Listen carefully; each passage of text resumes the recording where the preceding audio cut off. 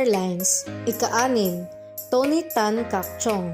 May kabuang pag-aari na $3.6 billion o 180 billion pesos. Si Tony Tan Cakchong ay isang Filipino-Chinese na nagmula sa Fujian Province, China. Galing siya sa mahirap na pamilya kaya nagdesisyon sila na tumira sa Pilipinas. Noong siya ay 20 taong gulang, siya ay nagtayo ng isang ice cream shop noong 1975 sa Cubao, Quezon City at Quiapo, Manila.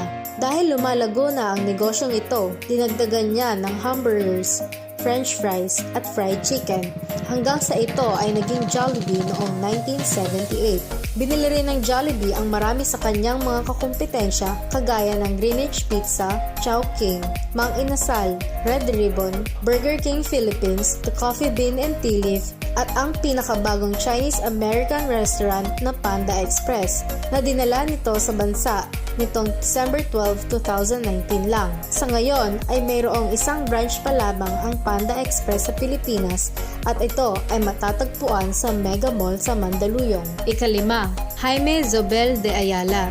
May kabuang pag-aari na $3.7 billion o 189 billion pesos. Si Jaime ay nagmula sa mayamang pamilya dahil ang kanyang lolo ay nagtatag ng disalyera sa Manila noon, na ang kalaunay pinalawak at nadagdagan ng iba pang negosyo tulad ng real estate, hotels, telecommunications, mga bangko at iba pa. Dahil siya ay galing sa mayamang pamilya, nakapagtapos siya ng kursong Architectural Sciences sa Harvard University. Ngayon, siya ang may-ari ng Ayala Corporation na pinakamatandang negosyo sa bansa. Real estate ang pangunahing negosyo ng Ayala Corporation.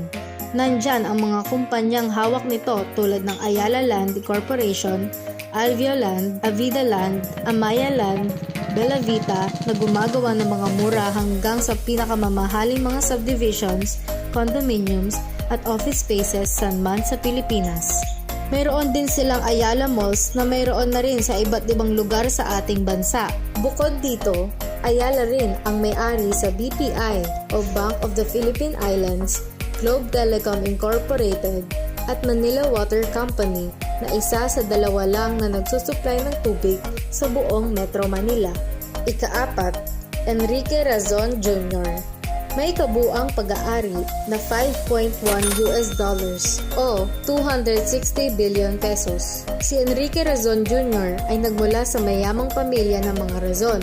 Itinatag niya ang International Container Terminal Services Incorporated na nangunguna sa pinakamalaking tagapamalakad ng terminal sa bansa.